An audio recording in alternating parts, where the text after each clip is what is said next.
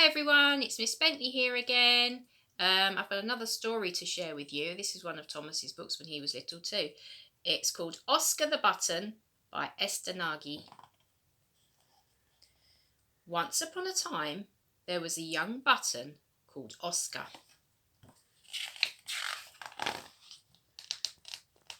Oscar was sewn onto the front of a rather dull coat. Life was a bit boring stuck in the same place, so one day Oscar decided to pop off the coat and roll away to find new friends. Feeling pleased and proud of his nice round shape, he whistled as he rolled at full speed into the village square. He rolled among the houses and climbed up among the bright red roofs. "Please, may I play with you?" Oscar asked the roofs politely. "But you are round," replied the roofs, "and we are triangles. Of course you can't play with us." What a shame, thought Oscar, and he went on his way.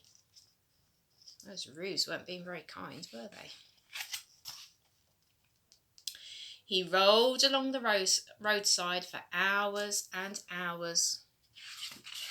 I wonder if you can see any circles in that picture. Until he reached the edge of the city. "I'm sure I'll find some friends here," thought Oscar.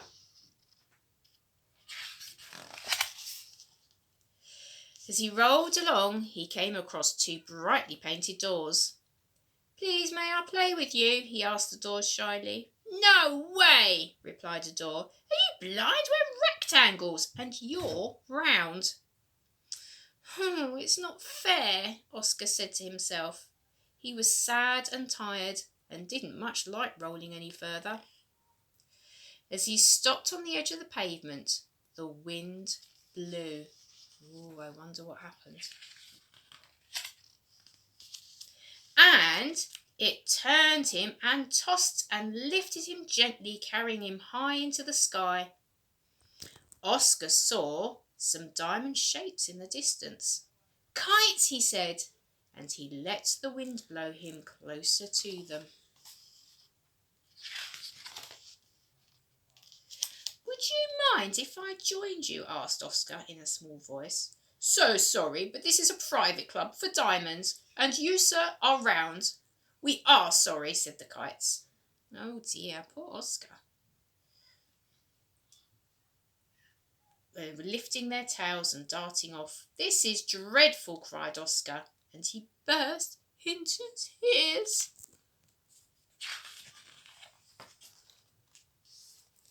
As his tears fell, he became so light that he twisted and glided wherever the wind fancied, rising higher and higher until he fell right into the glittering path of the moon.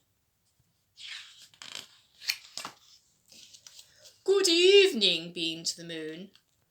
"Why, you're round," cried Oscar, and his tears dried in an instant. "Of course," replied the moon. "You are not the only one. The earth on which you live is round, and the sun and the planets. Cherries and oranges are round, eyes are round, the mouths of children when they sing are round, and round are the arms that embrace." But the moon went on. "I see that you are sad. If you have no friends, it is because you see only with your eyes. Tomorrow you will see better." I wonder what that means. And so he did. The next evening, Oscar went back to the earth and started rolling all over again. And this time the world seemed far brighter and more interesting than before. And no sooner did he land than he found a rather exciting position on a circus magician's jacket. Look, there he is.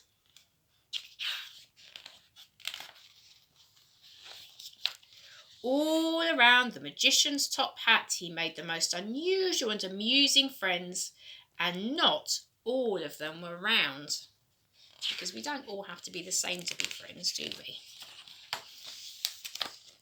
Oscar's best friend turned out to be the magician's rabbit. They travelled around the world and had a great time together, and from that time on, Oscar no longer bothered what shape anyone was. That is the end of Oscar the Button. I hope you enjoyed it. Bye!